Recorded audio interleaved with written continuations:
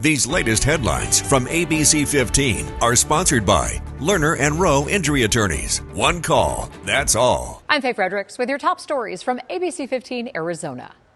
Border crackdown. President Biden issuing an executive order barring migrants who cross illegally from applying for asylum when the 7-day average for illegal entries hits 2,500 per day.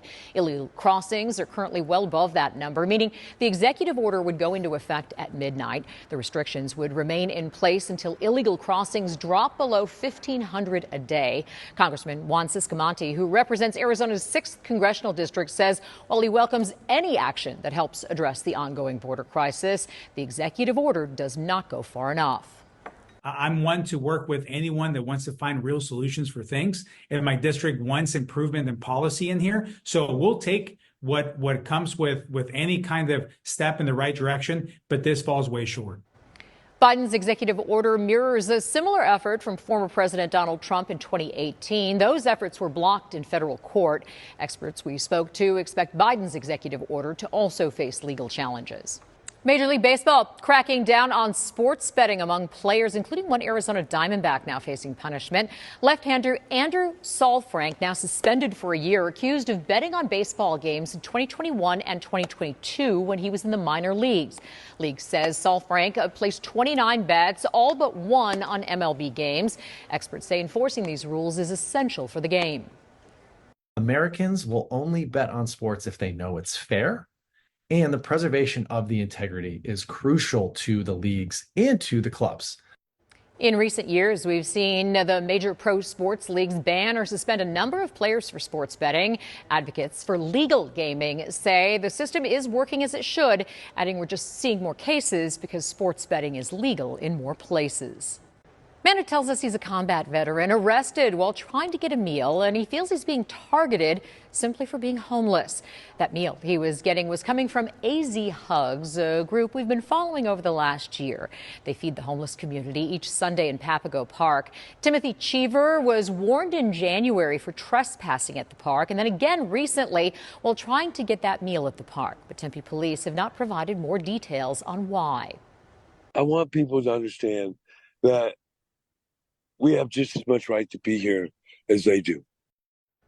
The group AZ Hugs is also getting cited by the city of Tempe for not having an event permit to hand out food following safety complaints from neighbors.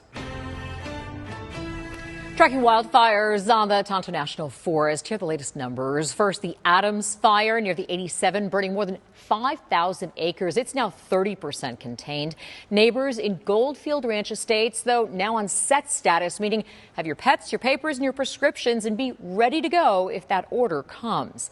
Just north of that, the Spring Fire has scorched 4,000 acres. This one now about 50% contained.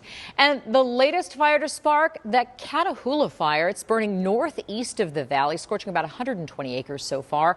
Fire crews working hard on containment, which is now at about 20%. As we strap in for another extremely hot summer, health insiders want you to know all this heat could mean trouble if you're on certain medications. Dr. Kevin Watkins with the Cleveland Clinic says blood pressure drugs, antihistamines, antidepressants, and antibiotics can all make you more vulnerable to the heat. Medications that decrease the body's ability to shunt blood out to the skin and then sweat off that fluid to help release a lot of that heat. That's really why they predispose to heat illness overall.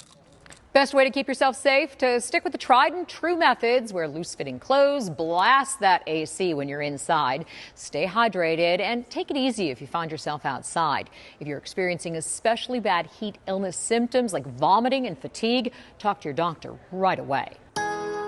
I'm Chief Meteorologist Amber Sellens, tracking your forecast and our first round of excessive heat warnings this year for the valley and every area you see here shaded in pink across the state of Arizona.